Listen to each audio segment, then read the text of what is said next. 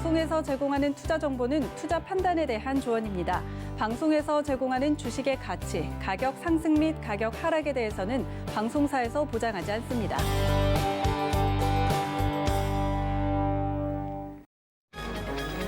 이 시각 헤드라인 뉴스입니다. 비트코인의 국내 가격이 사상 처음으로 4천만 원을 넘어섰습니다. 지난해 12월 27일 사상 처음으로 개당 3천만 원을 넘어선 이후 11일 만입니다. 조 바이든 대통령 당선 확정일인 오늘 트럼프 지지 시위대 의사당 난입으로 4명이 사망했습니다. 경찰 총에 맞아 숨진 여성 1명과 나머지 3명은 의료 응급 상황에서 사망한 것으로 전해졌습니다. 도널드 트럼프 대통령의 개인 트위터 계정이 12시간 동안 차단되고 트위터 측이 발표했습니다. 트위터 측은 해당 계정이 폭력적 위협 관련 정책을 위반해 이같이 조치했으며 이런 행동이 계속될 경우 영구 정지할 것이라고 밝혔습니다.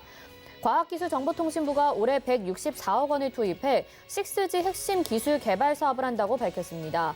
기술 개발이 완료되는 2026년부터는 초기 6G 기술을 적용하는 시범 사업을 추진할 예정입니다. 네, 시청자 여러분 안녕하십니까? 오늘장 내일장 출발합니다. 한시정입니다. 현재 양시장 분위기 뜨겁습니다. 어제 기록적인 3,000포인트를 돌파를 했는데요. 오늘 다시 한번 3,000포인트를 뚫어주고 이대로 별 이상 없이 문제없이 간다면 아마 종가에도 3,000포인트에 안전히 안착할 수 있을 것으로 예상이 됩니다. 이렇게 또 종가가 기준이 되는 역사적인 날로 기록이 될 수 있을지 좀 지켜봐야 될 것 같고요. 미국에서는 또 블루웨이브가 현실화되긴 했지만 앞서 전해드린 대로 트럼프 대통령 이를 인정하지 않고 또 지지자들도 난입을 하게 되면서 계속해서 비난의 목소리가 나오고 있습니다. 날씨도 상당히 추운 가운데 우리 증시만은 여전히 불꽃을 피우고 있는 상황인데요. 저희와 함께 오후장도 분석해 보시기 바랍니다. 02-3153-2611 그리고 2612번으로 전화 주시거나 100원의 정보 이용료 포함되는 샵 0082로 문자 보내주시면 이어서 종목 상담도 가능합니다. 또 금일본 방송에서 제공해드리는 정보는 투자 판단에 대한 조언입니다. 해당 종목의 가치와 수익률 보장해드리지 않는다는 점 참고하시기 바랍니다. 자, 일단 소식들이 많은데요. 먼저 이슈부터 알아보도록 하겠습니다. KTB투자증권 이성훈 과장 연결돼 있습니다. 안녕하세요. 네, 안녕하십니까? 네, 우리 시장에 대해서 하나씩 짚어가 봐야 될 것 같습니다. 일단 정유주 얘기부터 먼저 나눠볼까 해요. 그동안에 정유주들이 코로나19로 직격탄을 맞았었는데 최근의 흐름들이 심상치가 않습니다. 국제유가가 상승하면서 또 정유주들의 상승세 나타나고 있는데요. 정유주들 중에서도 또 어떤 종목까지 살펴보면 좋을지 짚어봐 주시죠. 네, 이번 주에 가장 화제가 됐던 게 바로 이제 정유업종이 있지 않나 지금 판단이 되고 있고요. 이 정유업종 같은 경우에는 그 이슈가 나왔었죠. 오펙 플러스 회의에서 어떤 이제 증산에 대한 규모가 소폭 늘어나는 것으로 좀 결정이 됐지만 어떻게 보면은 증산을 요구했던 그 러시아와 카자흐스탄 같은 경우가 증산에 좀 약간 하회했지만 기타 오펙 국가는 1월 생산 수준을 유지할 것으로 좀 얘기를 하고 있습니다. 하지만 중요한 부분은 이제 사우디아라비아라고 볼 수 있겠는데요. 이 사우디아라비아 쪽에서 이 감산에 대한 부분을 그 일시적으로 즉각적으로 갑자기 그 얘기를 하는 바람에 이 국제 유가에 대한 상승 부분이 좀 조금씩 일어났다라고 좀 볼 수 있겠고요. 지금 현재 국제 유가가 $50 이상을 좀 돌파한 상황에서 이 오펙 플러스의 원유 감산은 원유 감산을 그 1월에 기준 계획이 점점 줄어드는 부분을 눈으로 확인되면서 이 부분이 WTI 지수에 바로 반영이 되지 않았나 이렇게 판단이 되고 있습니다. 그렇기 때문에 전문가들 같은 경우에는 이 국제 유가에 대한 부분에 있어서 1분기까지 강세가 이어질 것이라는 의견을 많이 내놓고 있는 상황이라고 좀 볼 수 있겠고요. 또 최근에 유럽을 중심으로 확산 중인 이 코로나로 어떤 원유 수요 회복이 더디고 좀 이로 안정하기 위해서 하는 부분에 있어서 사우디가 먼저 나섰다라고 볼 수 있겠는데 그런 점에서 봤을 때는 이 오펙의 어떤 감산 규모가 향후에 봤을 때도 유동적으로 결정될 가능성이 좀 크지 않을까 이렇게 좀 판단이 되고 있습니다. 그렇기 때문에 오펙 플러스 회의는 계속 진행이 되겠죠. 이 오펙 플러스 회의가 향후에 있었을 때 어떤 지금 유가에 대한 부분에 있어서 약간의 상승하는 구조, 그러니까 감산과 최소한은 증산에 대한 부분은 거의 없지 않을까 좀 판단이 되고 있습니다. 뭐 그렇기 때문에 어떤 감산에 대한 기조가 유지되는 상태라고 그 상태가 유지될 것으로 판단되고 있고요. 뭐 수요 회복 정도에 따라서 전망치 변경도 가능하기 때문에 이 유가에 대한 그 상승 전망은 계속 유지가 되지 않을까 이렇게 좀 판단이 되고 있습니다. 다만 이제 그 실적 어떤 펀더멘털 상으로 봤을 때 이 작년 4분기의 정유 업종의 전체적인 뭐 실적에 대한 기대감은 좀 떨어지는 건 맞다라고 좀 볼 수 있겠는데요. 우선 정유사들 같은 경우가 이 석유 수요가 회복세를 보이고 있긴 하지만 이 정제 마진 같은 경우는 여전히 BEP를 하회하는 부진한 흐름이 좀 지속되고 있습니다. 여기서 예상보다 더딘 수요 회복에 업황 정상화까지 지연이 됐던 분위기가 작년 4분기에 있었기 때문에 이 4분기 실적은 예상보다 낮출 필요가 있지 않을까 이렇게 좀 판단이 되고 있고요. 지금 현재 또 화학 사업 같은 경우에는 주력 제품인 이 어떤 그 PX의 이 스프레드가 134달러 톤으로 전분기 대비해서 크게 개선되지는 못할 것으로 좀 보여주고 있어서 이 4분기 실적에 대한 기대감은 좀 낮추는 게 낫지 않을까 이렇게 보입니다. 다만 이제 올해 1분기 같은 경우에는 이 석유 수요 회복세는 분명한 건 사실인데 우선 낮아진 설비 가동률도 좀 낮아졌고요. 어떤 높아진 제품 재고 등을 감안하면은 이 업황 정상화까지는 약간의 시간이 좀 필요할 것으로 보여지고 있어서 우선 실적 펀더멘탈적인 것보다도 지금 현재 정유 업종은 투자 심리에 대한 기대감 때문에 가지 않나 이렇게 판단되고 있고 여기 안에서 정유 업종에서 가장 큰 토픽 종목은 제가 봤을 때 SK 이노베이션이지 않을까 이렇게 판단이 됩니다. 물론 이제 국제 유가의 그 상승 그리고 그 다른 여러 그 SK 이노베이션의 뭐 신사업에 대한 진출 부분도 주가에 좀 영향을 미치고 하겠지만 SK 이노베이션의 주가에 가장 큰 영향을 미치는 부분은 바로 이 배터리 이슈라고 좀 볼 수 있겠고요. 올해 이 배터리 이슈에 대한 두 가지가 있는데 첫 번째 같은 경우에는 이 배터리 소송이죠. 이 경쟁사와의 배터리 소송이 이 미국 ITC 최종 판결이 세 차례에 걸쳐서 연기가 됐습니다. 뭐 미국 입장에서는 양사 뭐 LG화학이겠죠.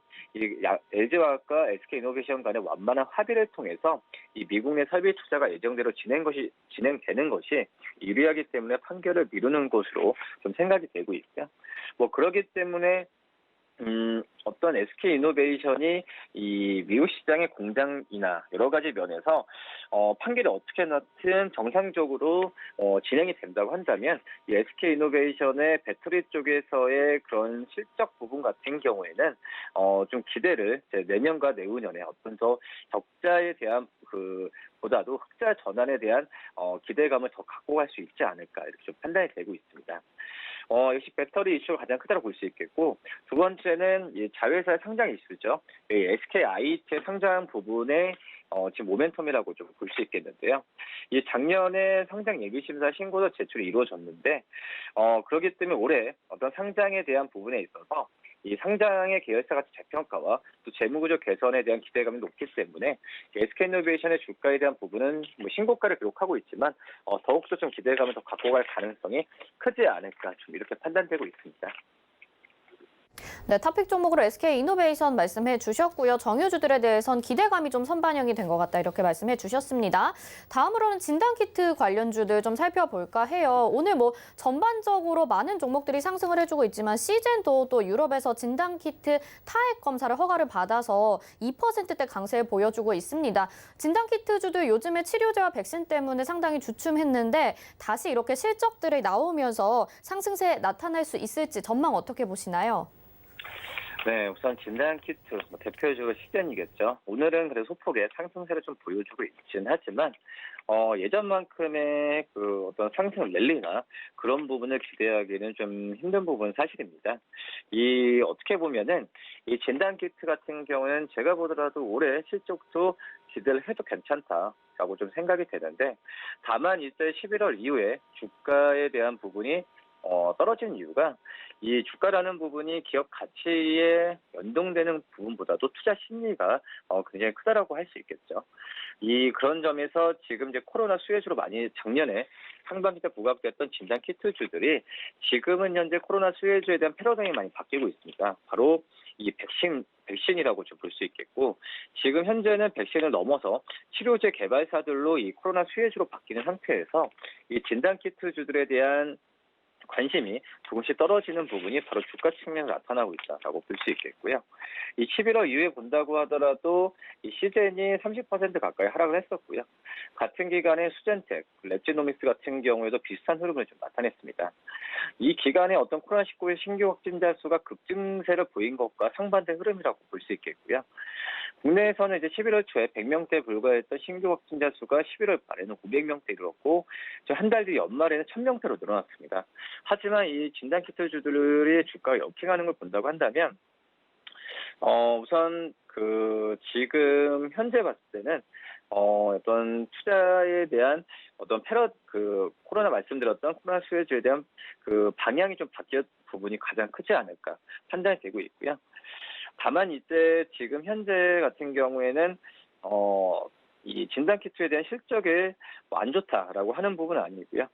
지금 현재 진단키트 수출이 늘어나는 부분은 눈으로 지금 나오고 있는 상태고, 코로나 백신 치료제의 유무와 상관없이 진단키트 수요는 계속해서 확대될 수밖에 없다는 점은 이 전문가들 공통된 의견이라고 좀 볼 수 있겠습니다. 그러기 때문에 진단키트주들은 조금 약간의 적극적 매수보다도 한 발 뒤에서 지켜보면서 매매하는 관점이 제일 중요하지 않을까 지금 이렇게 판단되고 있습니다. 네, 시간적으로 조금 여유 있게 지켜보는 전략이 필요할 것 같습니다. 오늘 말씀 여기까지 듣도록 하겠습니다. 고맙습니다. 네, 감사합니다. 네, 오늘 이슈에 KTB투자증권 이성훈 과장과 함께했습니다. 이어서 현재 객장 상황 알아보도록 하겠습니다. 유한타증권 메가센터 분당점 백인범 과장 연결돼 있습니다. 안녕하세요. 네, 안녕하십니까? 네, 오늘도 양시장 빨간불 켜고 있고 3,000포인트 돌파를 안착을 하게 된 것 같습니다. 현재 객장 상황 어떻습니까? 네, 오늘 같은 경우에는 특이하게 우리 기관이 코스피 시장에서 올해 처음으로 좀 매수세를 보이는 등 시장 상승에 좀 양 시장에서 외국인과 기관 모두 좀 힘을 쏟고 있는 모습인데요. 특히 코스피 시장으로의 집중이 눈에 띄는 모습입니다. 일단 외국인은 오늘 같은 경우 코스피 시장에서 현대글로비스, 롯데케미칼, 신한지주 등으로의 매수세가 특징적이었고요. 코스닥 시장 같은 경우엔 오스코텍, 휴젤, PNT 등으로의 매수세가 특징적이었습니다. 기관 같은 경우 오늘 시장을 좀 주도하고 있는 가운데 특히 코스피 시장에선 삼성전자, SK, 현대차 등으로의 매수세가 특징적이었고요. 코스닥 시장에선 녹십자, 랩셀, A스토리, 진성 TC 등에 대한 매수세가 특징적이었다 볼 수 있겠습니다. 네, 오늘 기관들의 매수세가 특징적입니다. 그렇다면 오늘 시장 한마디로 어떻게 정리해 볼 수 있을까요?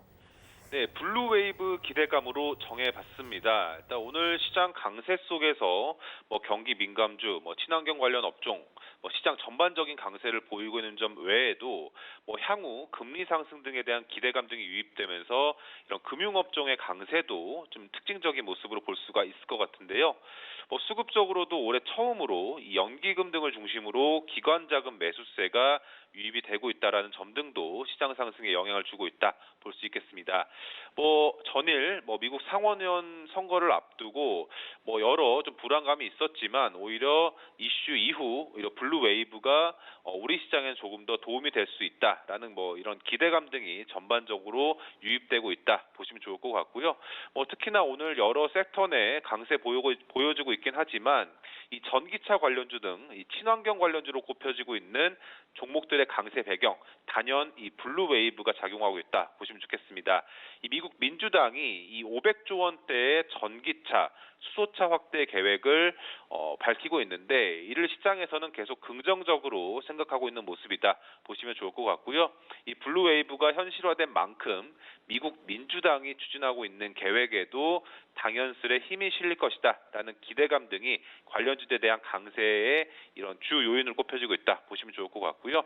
대표적인 관련주로 꼽혀지고 있는 삼성 SDI, 그리고 SK, LG 화학 등의 이런 관련주 강세 등이 시장 내에서의 특징점 중 하나로 볼 수 있겠다 말씀드리겠습니다.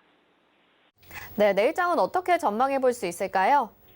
네, 오늘 시장까지도 좀 긍정적인 모습 보여주고 있긴 하지만 시장 좀 일부 쉬어갈 필요는 있습니다. 하지만 뭐 시장 단기적으로 봤을 때는 좀 오버슈팅 국면에 접어든 측면도 기술적으로는 보여주고 있기 때문에 코스피 지수상으로는 뭐 3030에서 3040선 부근에는 일부 소화 과정이 필요할 것으로 보여지고 있고요. 일단 그러한 점에서 뭐 단기 조정, 변동성 확대를 감안하시면서 시장 대응하시는 것이 합리적일 것으로 판단이 되고 있습니다. 단 최근 시장에서 이 모멘텀 있는 종목들 좀 대부분 올라가고 있는 상황 속에서 추격 매수가 좀 선뜻 나서기엔 쉽지 않은 모습이긴 하지만 뭐 단기 조정 시 이들 종목들을 비중 확대 기회로 활용해 보시는 것도 하나의 좀 투자 방안으로 생각해 보시면 좋을 것 같고요. 당연스레 조정 시 매수해 볼 만한 섹터, 신재생 에너지, 자동차, 2차 전지 등 이런 대표적인 섹터들 내에서의 관심을 두시면 좋을 것 같고, 당연스레 이 섹터 내 대표주 위주로 관심 종목을 꼽아 놓으시고 조정 시 추가 매수 혹은 신규 매수에 좀 나서시는 방법으로 최근의 시장 좀 대응해 보시면 좋겠다 말씀드리겠고요. 각 섹터 내 대표주, 현대모비스, 하나솔루션, LG화학, 삼성 SDI 등의 이런 대표주 위주의 관심을 기울여 보시면 좋겠다 말씀드리겠습니다. 네, 내일장 전망까지 알아봤습니다. 오늘 말씀 여기까지 듣도록 하겠습니다. 고맙습니다. 네, 감사합니다. 네, 지금까지 이시각객장의 백인범 과장이었고요. 이어서는요, 이 시각에 어떤 종목과 섹터가 주목받고 있는지 알아보는 시간입니다. 이 시각 종목 핫3 이용석 캐스터가 알려드립니다. 안녕하세요. 이 시각 종목 핫3 이용석입니다. 이 시각 시장에서는 어떤 종목과 섹터들이 주목받고 있는지 특징주 살펴보겠습니다. 오늘 준비한 종목은 현대글로비스, 대림건설, 대성파인텍입니다. 먼저 현대글로비스입니다. 네, 현재 6.74% 상승한 19만 8천 원에 거래되고 있습니다. 현대글로비스가 코로나19 백신 유통 사업을 추진할 수도 있다는 소식에 강세 보이고 있습니다. 기관과 외국인의 쌍끌이 매수세에 한때 20만 원을 넘기도 했는데요. 현대글로비스는 현대차그룹의 종합 물류 기업입니다. 주로 기존 자동차 생산 원자재 운반과 생산된 차량의 화물 운송을 담당하는데요. 이 관련 업계에 따르면 현대글로비스는 최근 코로나19 백신 등을 포함해서 콜드체인이 필요한 의약품 유통 사업을 내부적으로 검토하고 있다고 합니다. 이와 관련해서 국내 콜드체인 업계의 운송, 저장, 포장 업체들과 접촉을 시도하는 것으로 전해지고 있습니다. 콜드체인은 식품, 의약품 등의 제조부터 저장, 유통 전 과정에 필수적으로 적용되는 물류 체계입니다. 콜드체인 사업 기대감에 상승하는 현대글로비스 살펴봤고요. 다음은 대림건설입니다. 대림건설 현재 8.08% 상승한 36,100원에 거래되고 있습니다. 대림건설이 지난해 대량 수주로 인한 실적 기대감에 가파른 상승세 보이고 있습니다. 52주 신고가 경신했고요. 지난 29일부터 6거래의 상승세 이어갑니다.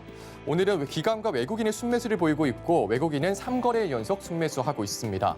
대림건설은 지난 연말에만 약 1조 1천억 원의 수주를 공시하는 등 실적 기대감이 이어지고 있습니다. 한 증권사에선 대림건설은 올해에만 7,800세대를 분양할 예정이라며 올해 예상 실적은 매출액 2조 5천억 원, 영업이익 2,920억 원으로 전망하기도 했습니다.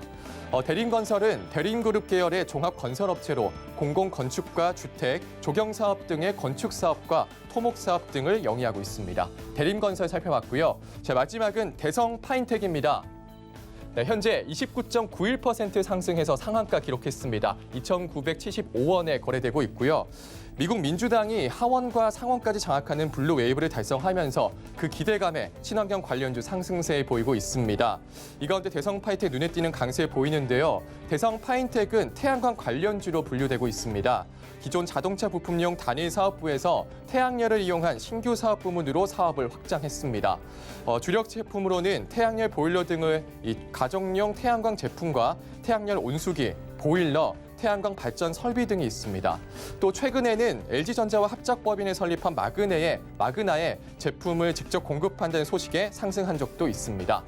블루웨이브 기대감에 상승하는 친환경 관련주 대성파인텍까지 살펴봤습니다. 지금까지 이 시각 종목 핫3였습니다.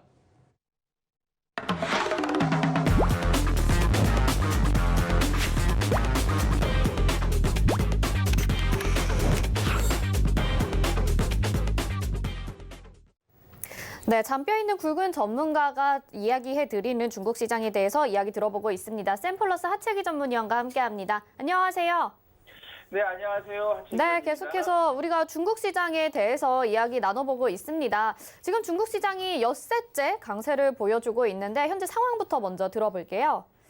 네, 시장이 지금 악재를 흡수를 하면서 지금 계속해서 상승을 하고 있다 이렇게 보시면 될 것 같아요. 어제도 제가 연결해서 중국에 대한 시향을 말씀드릴 때 미국 정부에서 알리페이라든가 퀵일릭 같은 모바일 애플리케이션 8개 앱에 대해서 거래 금지 행정명령이 설명했다고 했는데 그 악재가 나왔는데 그 악재를 흡수를 하면서 어제 상승을 좀 마감을 좀 했습니다.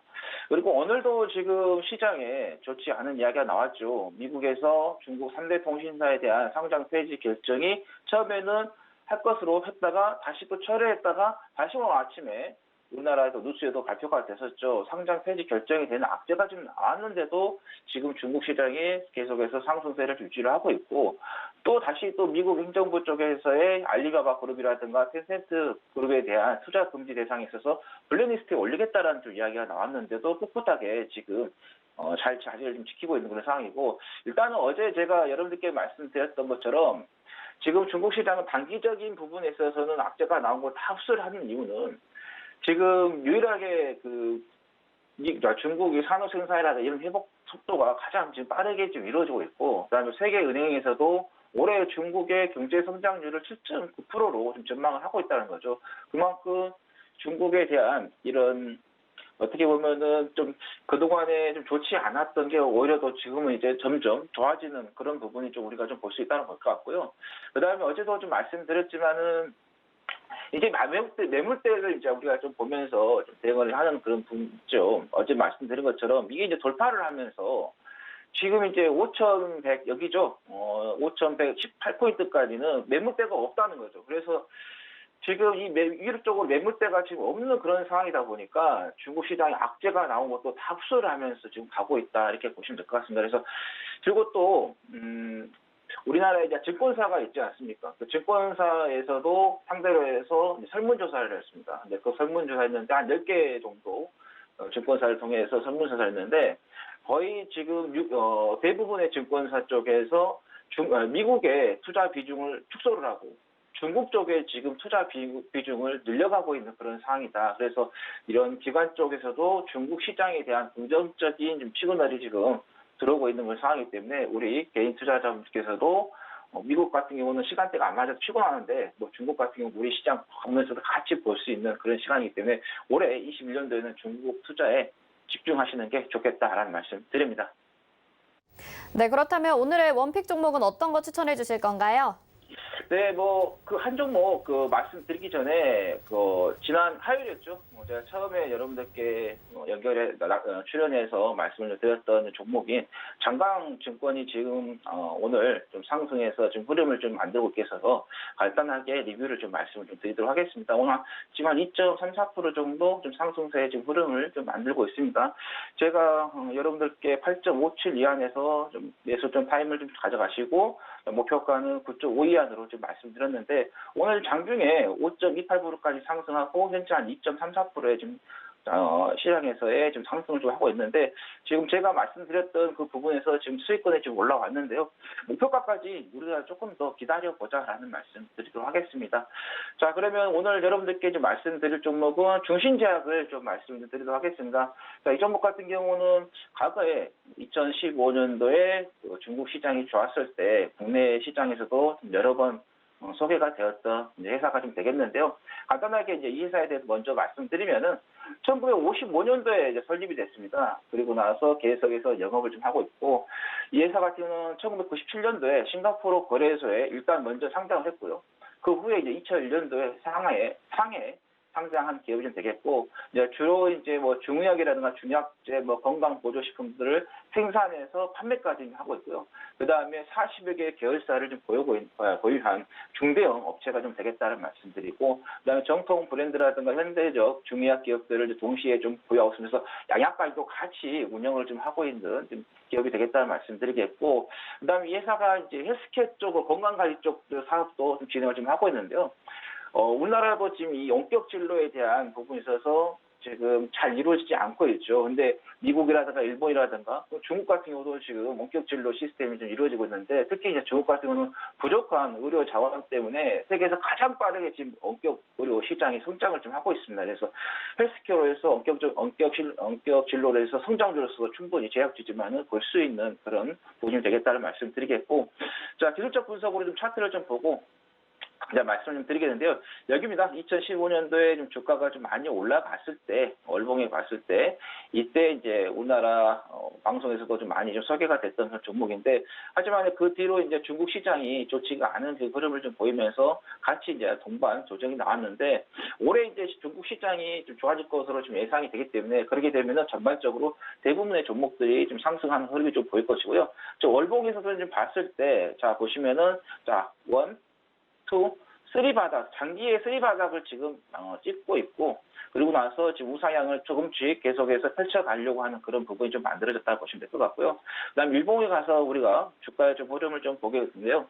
자 여기서 이제 보시면은 이제 지난번에 한번 급등한 후에 기간 조정하고 가격 조정이 같이 들어왔습니다. 보시면은 여기에서 3월달에 찍고 나서 상승했다가 이 조정이 나왔는데, 지금 이 단기적인, 아까 그 월봉에서는 장기적인 그 구간이었고요.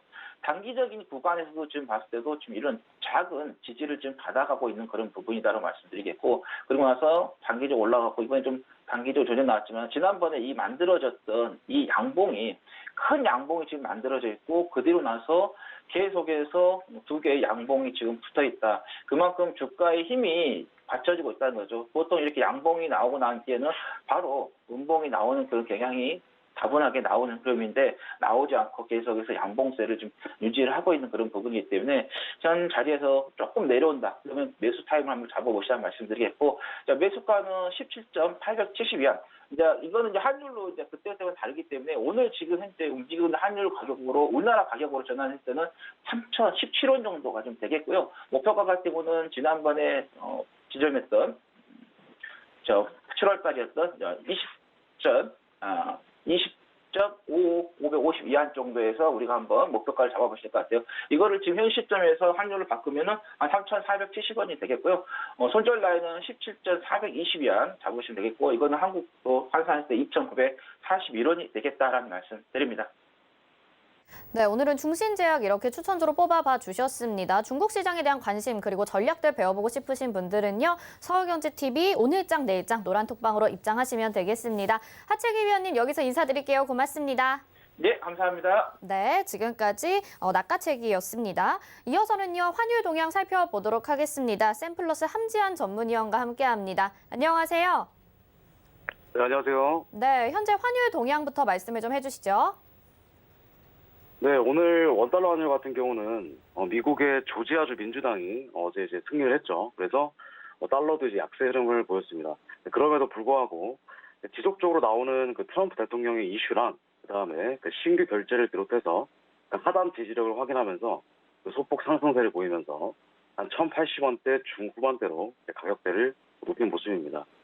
원달러 환율은 NDF 시장 환율을 반영해서 전일 대비 1.4원 정도 상승한 1,087원에 개장을 했습니다. 미국의 선거 결과가 이제 굳어지면서 민주당 우세에 따른 이제 위험 선호 심리 개선과 그다음에 이제 부양책 확대에 힘입어서 증시는 또 이제 강세를 보이면서 달러와 약세를 좀 압박을 했습니다.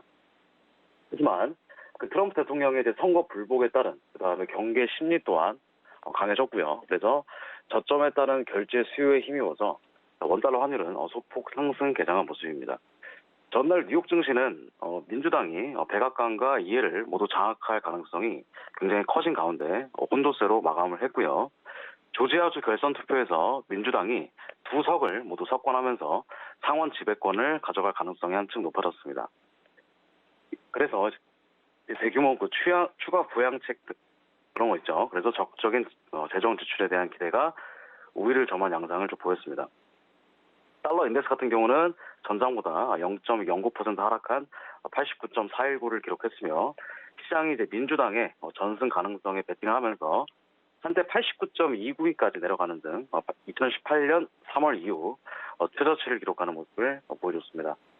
오늘 외환시장은 민주당이 조 바이든의 대통령 당선에 이어서 의회까지 만약에 장악을 할 경우에는 대규모 재정 부양책을 펼칠 것으로 기대를 하고 있고요.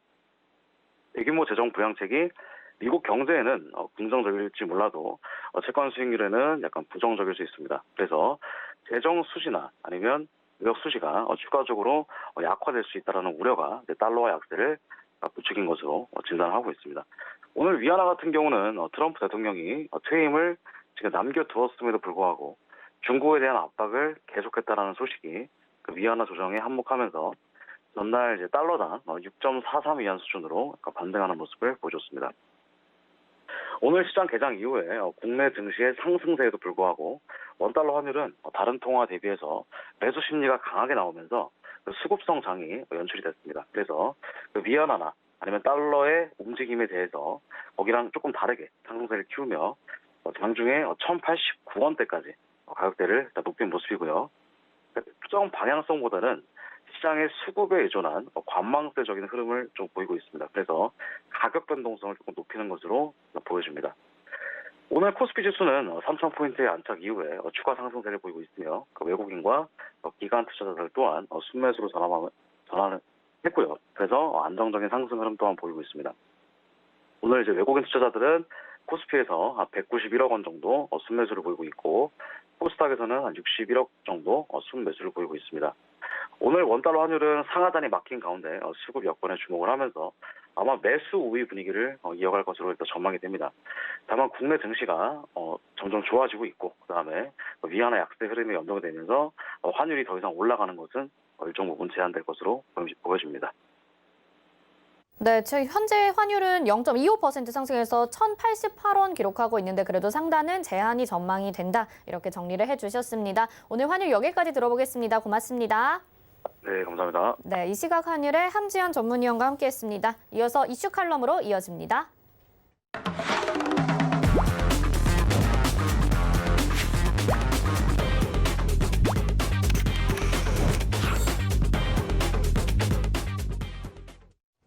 네, 오늘 이슈 칼럼은요. 미중산업경제연구소의 조용찬 소장과 함께합니다. 안녕하세요. 예, 안녕하십니까. 네, 앞에서도 저희가 낚아채기에서 중국 증시에 대해서 살짝 이야기를 드렸습니다. 오늘 6거래일째 상승을 기록하고 있고 이제 3,500선을 넘어서 5,000선까지 돌파한다라는 이야기까지 들리고 있어요. 중국 증시 이렇게 계속해서 낙관적으로 봐도 되는 건지 궁금합니다. 어떻게 전망하시나요? 네, 중국 증권사들의 새해 전망 보고서를 보면요. 장밋빛 전망이 대부분입니다. 이 때문에 현재 3,500선이지만 아무래도 상하이 종합주가지수 같은 경우에는 4,000선을 넘어서 4,800선, 또 심한 경우에는 5,000선, 6,000선까지도 이야기하는 데가 많은데요. 아무래도 가장 중요한 것은 국제경제 예측기관들이 올해 중국의 성장률을 8.2에서 9%까지 상당히 높이 보고 있다는 겁니다. 경기 회복이 뚜렷하면은 기업 실적도 개선되기 마련이고요. 여기에 연기금의 주식 투자 한도가 올해 최대 50조 원 이상 풀리게 됩니다. 이뿐만 아니라 자본시장이 본격적으로 개방이 되면서 글로벌 자금이 중국 시장으로 밀려올 것으로 보고 있기 때문에 그런데요. 하지만 제가 볼 때는 중국 증시가 좀 오르긴 하겠지만 호재보다는 악재가 더 많기 때문에 주가 변동성 확대에 좀 주의하셔야 될 것으로 보여지는데요. 아무래도 이렇게 보는 거는 경기가 좋아지면은 중국 정부 입장에서는 당연히 부채를 축소하기 위해서 대출 규제에 나설 가능성이 높습니다. 이 때문에 계속적인 국유기업을 비롯해서 대기업의 디폴트 현상들이 계속 일어난다는 점이고요. 그동안에 성장 동력이 되었던 민간 IT 기업에 대한 독과점 규제 카드를 지금 꺼내고 있습니다. 이 때문에 알리바바를 비롯해서 민간 거대 기업들 같은 경우에는 AT&T처럼 기업이 여러 개로 분할될 가능성이 높다는 점에서 아무래도 중국 증시와 관련해서는 올해 국내 증시나 미국 증시보다는 투자 수익이 좀 약하지 않을까 보여집니다.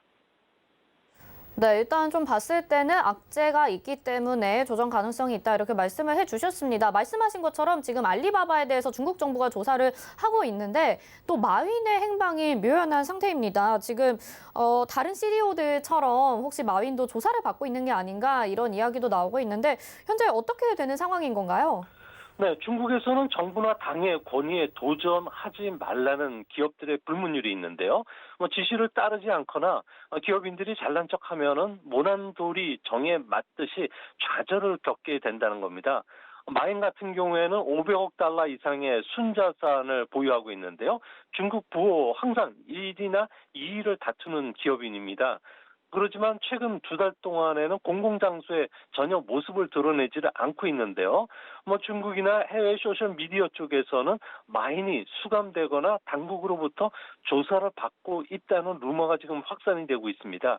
2019년도였죠. 유명 여배우 판빙민 같은 경우에도 장기간 당국으로부터 조사를 받았고요. 풀려났을 때도 모든 죄를 인정하며 국가 인민에게 사죄드린다는 이야기를 하면서 풀려났습니다. 중국에서는 세무조사설이라는 이야기도 있고 공무원 비리 사건과 관련돼 있다는 억측이 돌기도 했는데요. 중국에서는 상장 회사의 경영권을 이전하지 않는 그 기업들 같은 경우에는 상당히 심한 고통을 받기도 했습니다. 텐센트의 마딩이라든지 바이두의 리에농 같은 경우에는 은퇴를 했고요. 또한 그 국유 기업의 경영권 이전하지 않고 버텼던 안방보험의 그 우위 같은 경우에는 당국에 끌려가서 행방불명이 되기도 했고요.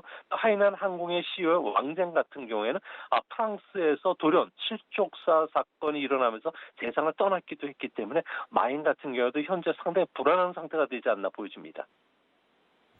네, 상당히 궁금하기도 하고 또 걱정이 되기도 하는데 그동안 중국 정부가 마윈에 대해서 전폭적인 지지를 또 보내왔고 칭찬도 아끼지 않았었는데 이렇게 또 갑자기 압력을 넣게 되는 이유 뭐라고 보시나요? 네, 그동안에 중국의 언론들 같은 경우엔 마인을 두고서 파더 말하고 할 정도로 상당히 띄워주기도 했는데요. 갑자기 중국에서 이런 분위기가 싸늘하게 바뀐 것은 10월 24일 날이었죠. 와이탄 금융 서비스에서 마인이 한 연설 때문에 정부의 눈밖에 났다고 합니다. 이때 무슨 말을 한 거니? 현재 금융 시스템은 산업화 시대의 유물이라고 비판했고요. 우리는 다음 세대와 젊은 사람들을 위해서 새로운 시스템을 만들어야 한다고 강조했는데요. 이는 금융 규제 당국의 혁신을 방해하고 있다는 솔직한 비판을 했던 게 시진핑의 분노를 샀던 것으로 보여집니다. 지수석 같은 경우에는 올해 7월 공산당 100주년 행사가 있고요. 4분기에는 당대회를 통해서 3기 임기 실현을 지금 목전에 두고 있는데 그동안에 자신이 구축해 놓았던 금융 안전성이라든지 국가 신용도와 관련해서는 아무래도 공격을 하면은 자신에 대한 괘씸죄로 여기기 때문에 아무래도 그 지프바오에 대해서 상장을 이틀 앞두고서 연기시켰던 것으로 보여지고요. 이 때문에 현재 상황에서 트윗이라든지 공공장소에도 전혀 마인이 지금 흔적을 낳지 않는 걸 봐가지고는 상당한 지금 그 불안한 상태에 놓여 있는 것은 아닌가 생각이 됩니다. 네, 참 우리의 시각으로는 조금 좀 믿기 어려운 내용인 것 같기도 합니다. 그렇다면 마윈의 미래 어떻게 될 거라고 보시나요? 네, 중국 지도부의 부패 의혹을 폭로한 뒤에 2014년 해외 도피한 중국 부동산 왕인 구엉구이라는 사람이 있습니다. 중국에 대한 권력층의 모든 그 속성을 다 까발린 사람인데요. 이 사람이 한 이야기는 마인은 앞으로 두 가지 길밖에 없다는 겁니다. 알리바바 그룹을 지키려 하다가는 수감되거나 죽음을 맞게 될 것이라는 이야기고요. 또한 제가 보기에는 중국 정부는 마인을 수감하거나 살해하지는 않을 것으로 보여집니다. 아무래도 국제 여론을 의식하지 않을 수가 없기 때문에 그런데요. 대신 판빙민처럼 국민들에게 사과문을 발표하고 자신이 갖고 있는 지분들은 모두 당에 기증을 한다든지 또 알리바바 그룹의 해체에 저항하지 않고 자신의 손발을 묶는다면 충분히 그 여성은 편하게 살 수 있지 않나 보여지는데요. 중국에서는 돼지는 살찌는 것을 두려워하고 사람은 이름이 알려지는 것을 경계하라는 말이 있습니다. 아무래도 마인이 이런 중국 안에 이런 격언들을 좀 무시했던 것이 이번 그 마인으로 하여금 실현을 받는 그런 계기가 되지 않았나 이렇게 보여집니다. 네, 분명히 이 부분이 중국 증시에도 영향을 미칠 것으로 보이는데 좀 지켜봐야 될 것 같습니다. 이제 좀 다른 주제로 넘어가 볼게요. 미국 증권거래소에서 중국의 3대 통신사 상장 폐지하겠다라고 이야기를 했다가 다시 이 내용을 철회했다가 또다시 상장 폐지하는 입장으로 가고 있습니다. 이렇게 좀 번복하는 것도 우습기도 하고요. 앞으로 어떻게 될지도 궁금한데 퇴출될 것으로 보십니까? 어떻습니까? 네, 뭐 투자자 입장에서 볼 때는 뭐 전혀 이해를 할 수가 없는 그 뉴욕 증권거래소의 갈팡질팡하는 모습을 보여주고 있는데요. 아무래도 상장 폐지를 둘러싼 대혼란은 뉴욕 증권거래소에서 뭐 정치적 논리에 따라서 상장을 폐지시키면은 미국 자본시장의 국제적 지위가 손상이 될 수 있다는 거고요. 또한 차이나 펀드에 투자했던 미국의 연기금뿐만 아니라 뭐 세계 각국의 투자가들이 손실을 입게 된다고 보고 있기 때문에 그렇습니다. 이렇게 되면 투자가의 권리가 훼손이 당할 수가 있고요. 아무래도 그에 대한 비판은 뉴욕 증권거래소가 받아야 되기 때문에 그렇습니다. 반면에 트럼프 입장에서는 특히 뮤누신 재무장관 입장에서 보면은 뭐 새로운 그 구체적인 지침을 내리면서 상장 폐지를 계속 밀어붙이고 있는데요. 인민해방군과 관련된 중국 기업에 대한 거래나 투자를 금지한 대통령령이 지켜지지 않는다면은 미국의 국가 안보가 위태로울 수가 있고요. 또 중국의 디지털 패권을 막을 수가 없기 때문에 그렇다고 합니다. 뭐 현재 트럼프를 비롯해서 바이든 행정부도 지금 중국의 정책을 21세기판 조공제도로 보고 있는데요. 아무래도 중국 제조 2025라든지 1대1로 국민 융합을 무력화시키지 않는다면은 미국의 21세기 패권을 지킬 수 없다고 보고 있습니다. 이 때문에 뭐 알리페이라든지 위챗페이와 같은 쪽도 아무래도 미국 간의 거래를 금지시키고요. 더 나아가서 알리바바, 텐센트까지도 상장 폐지라는 앞으로 그 무역 전쟁, 기술 전쟁에서 추방 전쟁으로 강하게 그 진행되지 않을까 보여집니다. 이제 앞으로 뭐 텔레콤 세 개사뿐만 아니라 이제 다양한 석유 회사들도 폐지가 될 것으로 보여지고요. 또 중국도 이에 대해서 미국 기업에 대한 독과점 위반 조사라든지 영업 중단 조치, 또 히토리나 미국 국채, 주식 매각과 같은 다양한 보복 카드를 꺼낼 가능성이 크기 때문에 뭐 세계 증시는 연초부터는 좀 아무래도 암초를 만날 가능성도 있지 않나 이렇게 생각이 됩니다. 네, 계속해서 뭐 미중 분쟁은 있는 이야기인데 이런 카드가 사실 미국이 그만큼 중국을 견제하고 있다라는 이야기로 들립니다. 그래서 영국의 싱크탱크 경제연구소도 중국의 경제가 미국의 경제 성장률을 이길 것이다. 세계 1의 경제대국에 오를 것이다라고 2028년으로 예언을 했습니다. 근데 원래는 2033년으로 예상을 했었는데 이 시기를 5년이나 앞당기게 된 거거든요. 여기에도 이유가 있을 것 같습니다. 어떤 이유들이 있을까요? 네, 아무래도 중국이 코로나 방역에서 다른 나라보다 성공을 했고요. 또 재빨리 성공 궤도에 좀 안착을 하면서 상당히 순항을 하고 있기 때문에 그렇습니다. 미국을 비롯해 서방 국가들 같은 경우에는 변종 코로나로 인해서 상당히 지금 애를 먹고 있고요. 또 경제적 타격이 피할 수는 없을 거로 보여집니다. 다만 중국의 인구가 현재 14억 명이고요. 미국은 3억 2천만 명 정도 되기 때문에 한 4배 정도에 달하는데요. 이제 중국의 경제 규모가 미국을 크게 앞서더라도 미국 위상에는 타격을 주지는 않을 것으로 보여집니다. 아무래도 1인당 GDP 면에서는 미국이 크게 앞서가고 있고요. 또 미국 주도의 국제 질서를 역전시킬 수가 없기 때문에 그렇습니다. 다만 영국이라는 미국 동맹국이 중국을 이렇게 띄워주는 것과 관련해서는 아무래도 칭찬 살인을 경계하라는 국제 관계의 그 이야기가 있는데요. 중국의 질주를 막을 시간이 별로 없으니 이제 미국을 비롯한 동맹국들이 중국을 봉쇄하는 행동에 나서라는 경고입니다.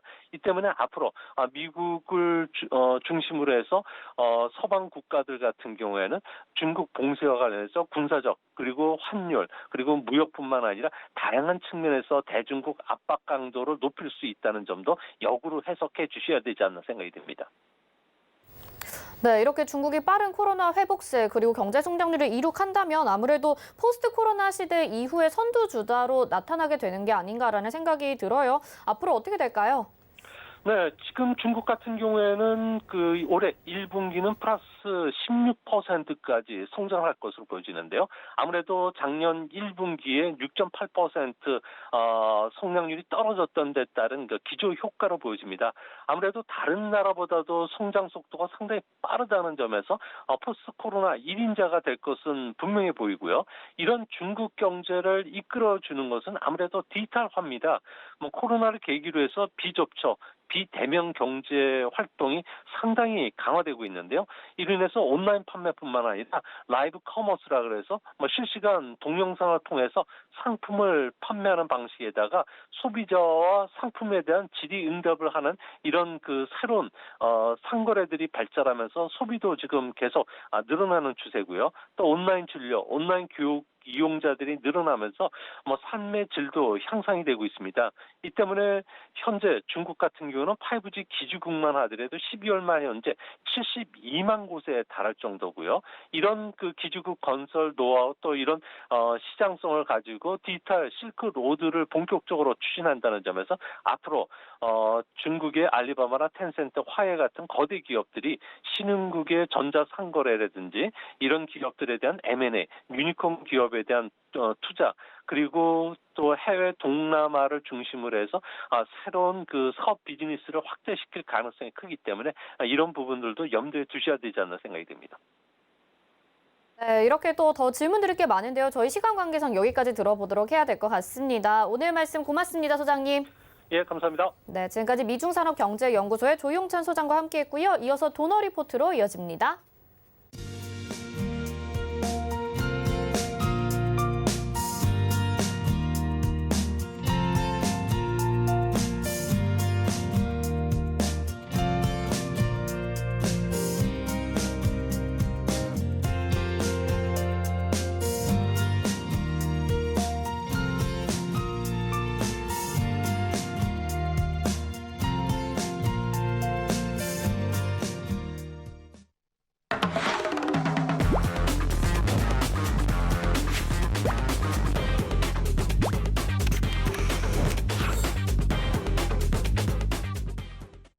네, 도너 리포트 시간입니다. 오늘도 샘플러스 이주연 전문위원과 함께합니다. 안녕하세요. 네, 안녕하세요. 네, 운영 원칙 먼저 만나보겠습니다. 도너 리포트 운영 원칙입니다. 일주일에 2종목만 공개 변경합니다. 종목 공개 요일은 매주 월요일 그리고 게릴라성으로 한 요일에 공개되죠. 종목 공개 시에는 방송에서 2종목을 먼저 소개해드리고요. 그중에서 편입될 종목 하나는 방송 후 3시에 서울경제TV 오늘장 내일장 여기 노란톡방에서 공개됩니다. 노란톡 검색창에 서울경제TV 오늘장 내일장 검색하시고 입장하시면 됩니다. 네, 지금까지 누적 수익률 확인해 보겠습니다. 총 누적 수익률은요 293.7% 기록하고 있습니다. 유비케어부터 동아화성까지 확인하실 수 있습니다. 다음 국제약품부터 코덱스 은선물, 유니온 프로텍 휴마시스까지도 확인하실 수 있고요. 첼시스, 유니온, 레몬, 유나이티드 제약, 오텍까지도 확인하실 수 있습니다. 다음은 동일 고무벨트, 써니전자 2번 들어갔다 나왔는데 13.4%, 15% 각각 기록을 했었고요. 네, 지금 S맥이 9.2% 그리고 IA가 15%까지 달성을 했었습니다. 영화금속이 22.7%, 비덴트 10%, MS오토텍 15%로 목표가 달성하고 나왔죠. 아이큐어가 15.1%, KCTC 2.2%로 포트 제외됐고요. 한동화성도 포트 제외했는데 10% 가까이 수익을 내줬었습니다. 네, 써니전자 9.3%, NEW 12% 기록을 했었고 삼화알미늄이 46.6%, 로보스타가 10.5%로 최근 들어서도 점점 수익이 좋아지고 있습니다. 네, 지금까지 총 누적 수익률 살펴봤는데 진짜 이제 300%가 얼마 남지 않았거든요. 현재 포트에 담긴 종목들도 AS 받아봐야겠죠. 이주연 의원님, 현재 포트에 담긴 종목들 설명 좀 부탁드릴게요. 네, 벽산부터 먼저 보도록 하겠습니다. 벽산이 어저께 이제 시세가 조금 강하게 나왔다가 윗꼬리를 달고 운동으로 조정이 나왔는데 오늘 역시 뭐 어제와 같은 흐름을 좀 이어간다라고 생각을 하시면 될 것 같고요. 뭐 분봉상이나 뭐 이렇게 일봉상에서 단기적인 추세를 보게 되면 이 추세가 유지가 되고 있는 모습이 보입니다. 즉 5일선 정도 뭐 살짝 이탈할 수는 있겠지만 그 부분에서 다시 돌리는 그림이 만들어질 수 있겠다는 생각이 들고요. 기업 저평가되어 있고 테마 정치 테마로 엮여 있기 때문에 크게 걱정하실 필요 없고요. 그리고 지금 현재 건설 섹터들 전반적으로 다 좋은 흐름을 보여주고 있기 때문에 상승 흐름은 이어진다. 다만 이제 좀 조정을 받고 간다라고 생각하시면 될 것 같고 그게 가격이 한 뭐 2,600원 부근까지는 내려올 수 있을 것 같습니다. 조금 더 내려올 것도 같은데 크게 염려할 필요는 없을 것 같다. 이렇게 정리해 드리겠고요. 자, 두 번째 종목이 메디포스트인데요.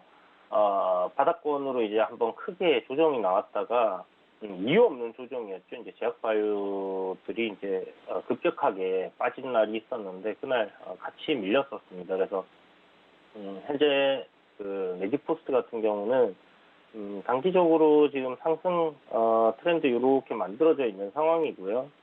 그리고 21선까지는 조정이 나올 수 있다라고 말씀드렸는데 그 정도 가격대까지는 눌림이 만들어질 수 있으니까 36,000원까지 내려오면 뭐 신규로 매수도 가능하다라고 생각을 하고 있어요. 지금 보시는 것처럼 이제 분봉 흐름인데 고점들끼리 이렇게 연결되는 이제 저항 라인을 하나 그어보게 되면 돌파를 해놨죠. 돌파하고 지금 눌림을 받고 있는 구간이다라고 생각을 하시면 될 것 같습니다. 뭐 오늘부터 해서 없는 분들 신규로 음봉에 진입을 하는 것도 저는 조정시마다 분할 매수 관점으로 진입해 보는 거 괜찮다라는 생각이 드니까 참고하시고요. 내일쯤 제 생각에는 뭐 일봉상에서의 저항 라인 돌파하면서 시세가 한번 나올 가능성 좀 높지 않겠나 하는 생각이 드니까 참고하셔서 지켜보시면 좋을 것 같습니다. 자, 그리고 다음 종목 인선 ENT인데요. 인선 ENT 상승 흐름을 꾸준히 이어가고 있죠. 최근에 이제 그 폐기물 관련해서 중국에서 고체 폐기물 수입 전면 중단을 1월 1일부터 이제 시작하면서 폐기물 뭐 관련주들 기존에도 좋은 흐름 보였고 실적도 계속 좋아지고 있지만 앞으로 그런 부분에서의 폐기물 처리량이 늘어남으로 인한 실적 상승이 기대가 되는 그런 종목입니다. 12,000원이 목표가인데 뭐 코앞에 두고 좀 간당간당한 흐름인데요. 어저께 이제 음봉으로 쭉 밀어놓고 오늘 시가부터 좀 상승시켰기 때문에 괜찮은 흐름이라는 생각이 들고 어저께 AS 드릴 때만 해도 아래꼬리를 너무 길게 단다. 이렇게 되면 내일 음봉이 나올 가능성이 상당히 높다라고 말씀드렸는데 뭐 적당하게 이평선들 기다리면서 잘 쉬어가는 그런 모습입니다. 그래서 내일쯤 한 번 더 12,000원 돌파하는 흐름이 만들어질 가능성 있지 않나라는 생각이 들기 때문에 참고하시고요. 수익권인데 뭐 큰 수익은 아닙니다. 12,000원 돌파해도 한 7%, 8% 정도 되는 수익인데 그 정도에서 정리한다라고 생각을 하시고 있으시면 될 것 같고요. 마지막 종목입니다. 덱스터인데요. 지금 뭐 OTT 관련한 해서 얘기 굉장히 많이 나오고 있죠. 2021년 저는 이제 이 컨텐츠 섹터들이 굉장히 유망하다라고 생각을 하고 있는 부분이고 강연회 때도 계속 그런 부분에 대해서 말씀을 드렸던 부분인데 현재 보시는 것처럼 덱스터 이제 바닥권에 있고요. 바닥권 박스권 자리를 이렇게 벗겨내는 그런 위치에 있다라고 생각을 하시면 될 것 같습니다. 그래서 이제 추세를 단기 추세도 벗겨내고 약간 수비적인 추세도 지금 벗겨내고 상승 트렌드를 만들어가고 있는 그런 과정 속에 있다라고 보시면 될 것 같고요. 조정은 조금 더 나올 수도 있을 것 같아요. 오늘 종가에 지금 거래량 많이 죽여놓고 5일선을 이탈시켰는데 여기서 내일 시가부터 바로 띄우면서 시세에 나올 수도 있겠지만 앞에 보시는 것처럼 여기 이제 갭이 이렇게 열려 있습니다. 그래서 요 갭 구간을 메우고 갈 수 있겠다라고 생각을 해두시고 내릴 때마다 분할 매수 관점으로 계속 접근을 해보시면 괜찮을 겁니다.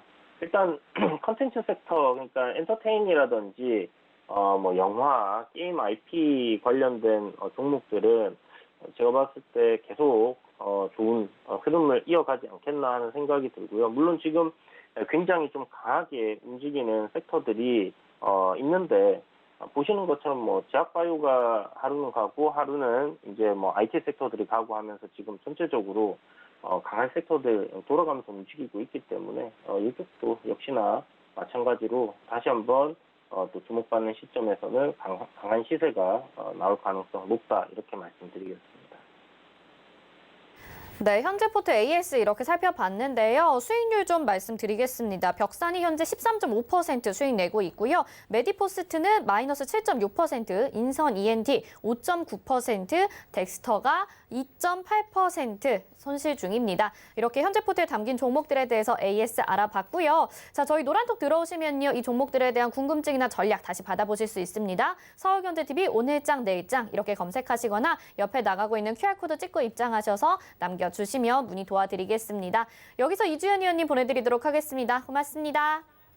네, 감사합니다. 네, 금일본 방송에서 제공해드린 정보는 투자 판단에 대한 조언입니다. 해당 종목의 가치와 수익률 보장해드리지 않는다는 점 참고하시기 바라겠습니다. 오늘장 내일장 저희가 준비한 소식 여기까지입니다. 시청해주신 여러분 고맙습니다.